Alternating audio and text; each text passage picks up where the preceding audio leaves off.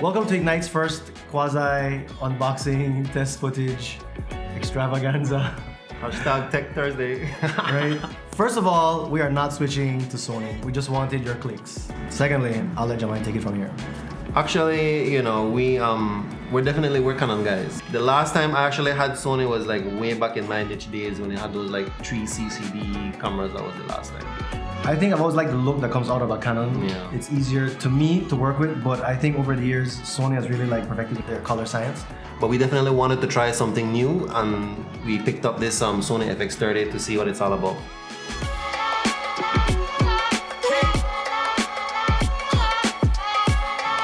First time I saw the Sony FX30 was that launch video. I feel like that was the kind of camera exactly what we were looking for, because we have the C2, which is amazing, but one of my issues was I love the mobility of the 5D because I could slap that on the Ronin, I could move about, get some nice shots. We did some amazing event shots, but I always wanted that C2 look on with the 5D, and I think this camera, like, it's perfect for that. I think the 5D always limited us a little bit because it's essentially a photo camera.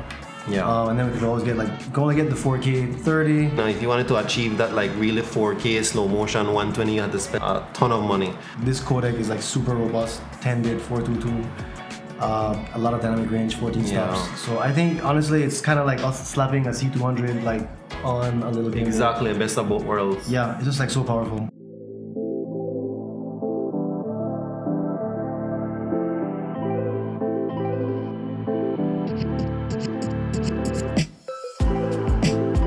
How would you describe the Sony look?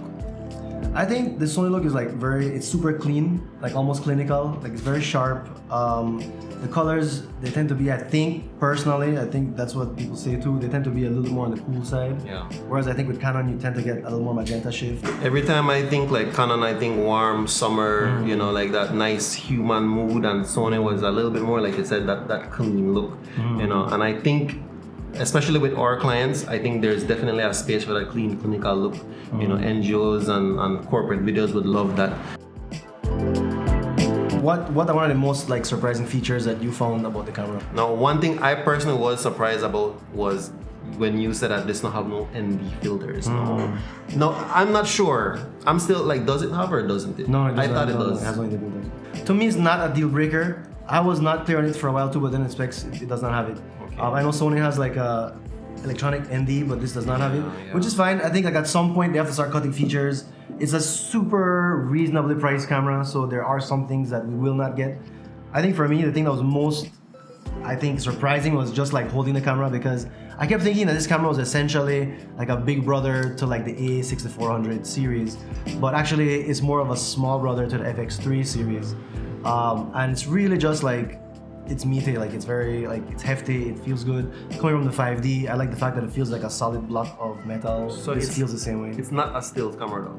It can take stills, but it's not really made for stills. Like if we're on set, we want to still in like a pinch, we could take a still. Okay. But actually they removed the shutter, so that part of it is gone, which if you're a real photographer, you actually do want a real shutter. Remember I got an HD too far to where Yeah, I know. You know about backseat drivers?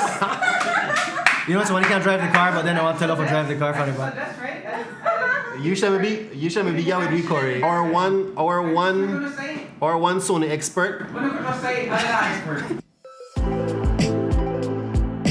No, it's a good thing that we had someone with experience with Sony on the team. Otherwise, it would have been a little harder, you know. So we got to big up Corey for that. Although he should have been here, but yeah. Corey never want to be seen in this. And you know what? I get camera partially for Corey, and this is how I get repaid. Man. You to edit it, not me to edit this. Alright.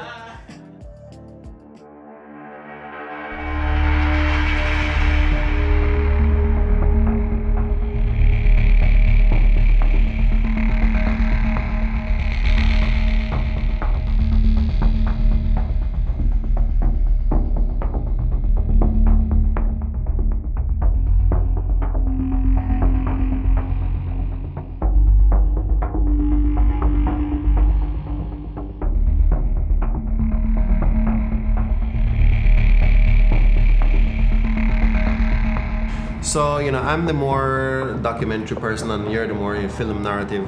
And we just heard that this camera has been Netflix approved. So how does that make you feel, and what What do you intend to do with that?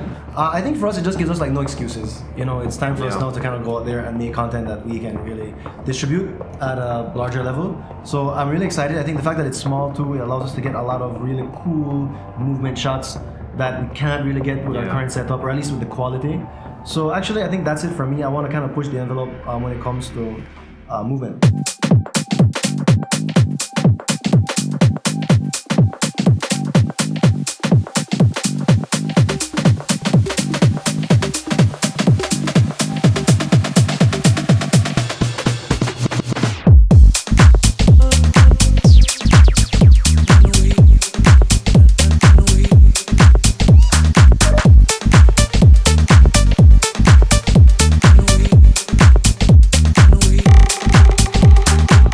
That's about it.